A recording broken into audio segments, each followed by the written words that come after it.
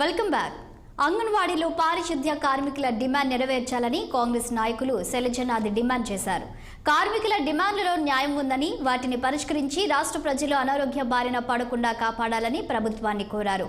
పారిశుద్ధ్య కార్మికుల సమ్మెతో రాష్ట్రంలో చెత్త పేరుకుపోతుందని, ఈ పరిస్థితి ఇలాగే కొనసాగితే వ్యాధులు ప్రబలే అవకాశం ఉందన్నారు శైలజనాథ్.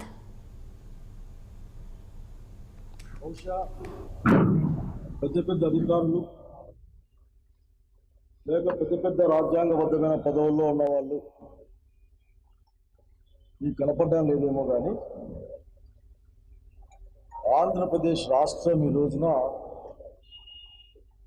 న్యాయబద్ధమైన డిమాండ్లతో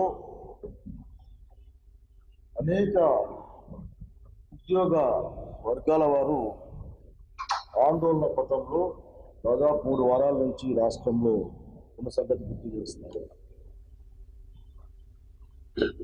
ప్రత్యేకించి మున్సిపల్ కార్మికుల సమ్మెకు వస్తే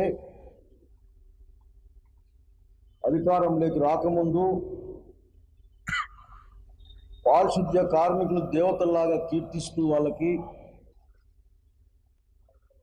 పనిచేసుకునే ప్రాంతంలో రక్షణ పరికరాలే కాకుండా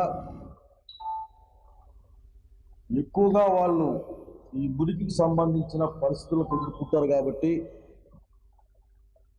వైద్యపరమైన ప్రయోజనాలు కలగజేస్తాం. దాదాపు 6,000 రూపాయల దాకా మేము ఇస్తామని విధంగా మాట్లాడటం, అధికారం వచ్చినా కూడా దాన్ని పునరుద్ఘాటించడం జరిగిన విషయం గుర్తు చేస్తా ఉన్నాం.